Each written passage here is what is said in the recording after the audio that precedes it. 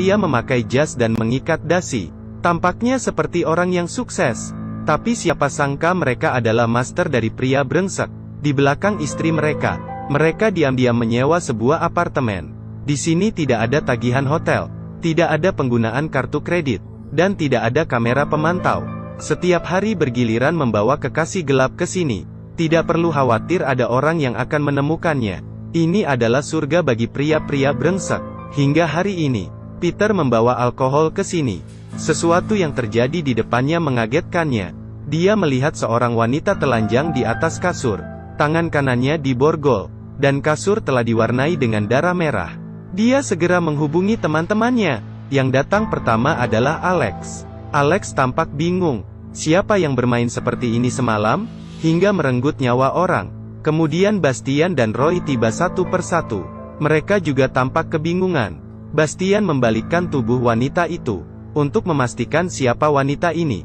Tapi setelah dipastikan oleh semua orang di sini, mereka semua tidak mengenalinya. Saat itu Alex berkata, "Kita semua harus bersatu, sama-sama menyelesaikan masalah ini." Namun Peter tidak tahan lagi. Dia ingin pergi dari sini, tapi dia justru dihentikan oleh Roy. Alex menyuruhnya untuk tenang, dan memikirkan cara. Saat ini hanya tersisa Kelvin yang belum tiba. Kemudian Bastian meneleponnya, tapi tidak ada yang menjawab panggilannya. Saat itu juga, Roy menemukan sesuatu yang baru. Hanya terlihat beberapa huruf Latin di tempat tidur. Jika diterjemahkan itu menjadi, "Takdir akan mengikat kita bersama." Apa artinya? Semua orang tampak bingung. Roy juga menemukan pisau berlumuran darah di bawah selimut. Tampaknya ini adalah senjata pembunuhan. Orang-orang mulai mengeluh tentang kemana Kelvin pergi. Kelvin justru muncul diam-diam di belakang mereka. Semuanya bergegas ke arah Kelvin, bertanya apakah dia yang melakukan hal ini. Tentu saja Kelvin mengatakan tidak, apalagi dia baru saja datang. Semalam dia terus bersama mertua dan istrinya. Dia tidak mungkin membunuh orang. Tampaknya Kelvin juga tidak bersalah. Kemudian Alex berkata lagi, bahwa pintu tidak ada jejak dihancurkan. Alarm juga tidak berbunyi. Jadi tampaknya pelaku masuk menggunakan kunci. Sekarang kalian keluarkan semua kunci kalian. Siapa yang tidak memiliki kunci maka dia adalah pelakunya. Alex mengeluarkan kuncinya terlebih dahulu. Kemudian Peter dan Kelvin juga mengeluarkan kunci. Hanya ada Bastian yang tidak mengeluarkan. Di bawah pertanyaan orang-orang, Bastian hanya bisa mengungkapkan kebenarannya. Siapakah pelaku di antara 5 pria ini? Di sebuah pesta pernikahan, istri mereka sedang saling mengobrol. Sedangkan para pria sedang membuat rencana rahasia, tentang siapakah yang akan pertama menikmati apartemen. Alex menyerahkan kunci apartemen pada semua orang.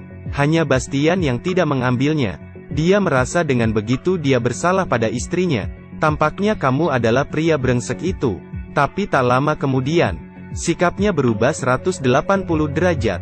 Di saat dia sedang berjalan, dia bertemu Kina. Postur tubuh yang indah dengan segera menarik perhatiannya. Setelah menggoda sebentar, Bastian menemui Alex, dan mengambil kunci darinya. Malam itu dia membawa Kina ke apartemen dan menggulung spray.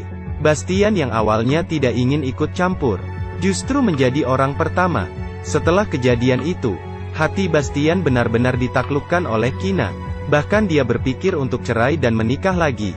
Perkataan itu mengagetkan Kina. "Halo, saya hanya main-main, kamu jangan menganggapnya serius." Tapi Bastian telah jatuh sepenuhnya. Dia tidak bisa lepas lagi. Keesokan harinya, dia mengikuti Kina sepanjang jalan, datang ke toko yang disukai istrinya. Begitu dia bertemu Kina, Bastian berkata pada Kina, "Saya hanya mencintai kamu." Kutipan pria brengsek yang klasik. Setelah mengatakan itu, dia menyerahkan kunci apartemen padanya. Berkata bahwa lain kali jika kamu ke apartemen hubungi saya. Tetapi Kina justru pergi dengan panik. Meskipun telah diketahui keberadaan kunci, tetapi hanya menggunakan kunci dan tidak menggunakan kata sandi tetap akan memicu alarm berbunyi. Ini berarti wanita di kasur ini dibawa oleh salah satu dari mereka. Melihat masalah akan segera bocor, Alex hanya bisa jujur. Sebenarnya dia mengenal wanita di kasur itu. Dan bukan hanya dia yang mengenalnya, Roy dan Peter juga mengenalnya. Keduanya kebingungan. Itu hal yang terjadi kapan? Beberapa hari yang lalu.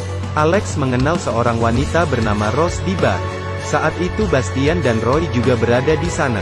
Keduanya jatuh cinta pada pandangan pertama, dan berhubungan di dalam kolam renang. Malam itu mereka juga kembali ke apartemen. Tapi setelah kejadian itu, Alex justru mengatakan selamat tinggal pada Rose. Saat dirinya pergi, Rose masih hidup. Kelvin yang di sisi lain tampak tidak tenang. Dasar kamu pembohong, saya akan membunuhmu. Setelah itu dia kemudian mengambil pisau. Untungnya di bawah cegahan semua orang, barulah dia kembali tenang. Bastian menuangkan segelas anggur untuk Alex.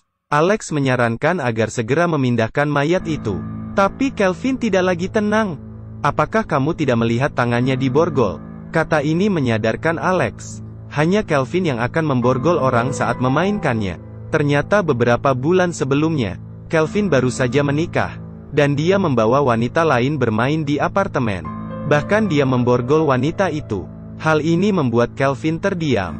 Di saat itu juga, Peter mengatakan sesuatu yang lebih eksplosif. Ternyata dia telah memasang kamera pemantau di atas apartemen. Tapi hanya merekam semua tindakan Alex. Alex kaget. Jangan-jangan sudah ketahuan. Sebuah mayat ditemukan di kamar apartemen. Tepat ketika semua orang bertanya-tanya, Alex justru seperti terpikir sesuatu. Di pesta beberapa hari yang lalu, para istri mereka hadir di pesta tersebut. Bahkan kekasih gelap mereka Kina dan Rose juga di sana. Bastian bertemu Kina di dalam kamar mandi. Ternyata Kina diperintah oleh orang lain untuk berhubungan dengannya. Mereka berdua tidak mungkin bisa bersama. Di sisi lain Alex bertemu Rose. Rose meminta agar Alex cerai dengan istrinya. Jika tidak dia akan ikut membantu. Setelah itu dia kemudian berjalan ke arah istri Alex. Untung saja Peter menghentikannya tepat waktu. Namun istrinya menemukan ada yang salah pada Alex. Alex akhirnya mengetahui kebenaran. Dia merasa bahwa istri mereka tahu akan keberadaan apartemen. Jadi sengaja membuat perangkap ini untuk menjebak mereka. Setelah mengatakan itu dia pun terjatuh. Tapi yang tidak dia ketahui adalah, semua ini adalah perangkap teman-temannya. Ternyata sebelum dia datang ke apartemen, mereka telah datang terlebih dahulu. Dan melihat Rose. Dan juga menemukan surat yang ditinggalkan oleh Rose. Semua orang mulai curiga kenapa Alex tidak datang. Peter berkata bahwa dirinya sengaja tidak menghubunginya. Kemudian dia menayangkan seluruh rekaman kamera pemantau pada mereka. Ternyata Alex tidak hanya mengkhianati istrinya, tapi juga mengkhianati mereka. Istri Roy, adik perempuan Kelvin, dan Kina yang disukai oleh Bastian. Jadi semua orang bekerja sama menjebaknya, mengikatnya bersama dengan mayat Rose. Mereka ingin merusak nama baik Alex dengan cara seperti ini. Tapi masalah belum berakhir. Polisi dengan segera menangkap mereka berlima setelah mendapat laporan. Karena Alex berhubungan dengan banyak wanita, dan menyebabkan salah satunya bunuh diri karena cinta. Jadi dia dimasukkan ke penjara, sedangkan 4 orang lainnya dibebaskan. Tepat sebelum mereka pergi, polisi wanita menemui Bastian, memberitahunya bahwa penyebab kematian Rose bukanlah karena obat tidur, melainkan kekurangan darah. Bahkan tidak menemukan surat di tempat kejadian. Bastian kaget mendengar itu. Dia pulang ke apartemen untuk mencari surat. Kebetulan dia bertemu dengan Peter. Bastian langsung berkata, bahwa Peter yang mencuri surat tersebut. Peter juga tidak mengelak. Berkata semua ini dilakukan demi Rose. Ternyata Peter juga menyukai Rose. Melihat Rose berhubungan dengan Alex, hatinya sangat kesal. Jadi dia menemui Rose, berharap agar dia meninggalkan Alex. Tapi Rose telah terjatuh sepenuhnya. Tidak ada cara lain. Peter hanya bisa menunggu Alex pergi. Kemudian dia datang ke apartemen untuk menghibur Rose, dan memasukkan obat tidur ke dalam minumannya. Dan pelaku yang membunuh Rose seharusnya adalah Kelvin. Karena Kelvin yang memotong pergelangan tangannya, menyebabkan dia kehilangan terlalu banyak darah dan mati. Lalu tentang surat, sebenarnya itu dibuat oleh Peter. Tujuannya adalah untuk melempar semua kesalahan pada Alex. Kemudian dia mengambil pisau dan berjalan ke arah Bastian. Keduanya berkelahi dari rumah ke balkon. Karena ada pisau di tangan Peter, jadi Bastian tidak berani melawan. Dia kemudian mengeluarkan surat untuk mengancamnya, dan mengambil kesempatan merebut pisaunya, menyuruhnya untuk berhenti. Melihat tidak ada jalan lagi, Peter berharap Bastian bisa menjaga istri dan anaknya. Setelah mengatakan itu dia pun lompat dari gedung. Setelah kejadian itu, polisi menyelidiki kebenaran. Selain Peter yang mati, Kelvin ditangkap karena membunuh orang, dan 3 orang lainnya dibebaskan. Alex diusir oleh istrinya dari rumah. Sedangkan Bastian dan Roy kembali ke kehidupan normal. Tapi Bastian bertemu lagi dengan Kina. Film pun berakhir di sini. Maka pertanyaannya adalah, apa yang harus kita cari dalam sebuah pernikahan?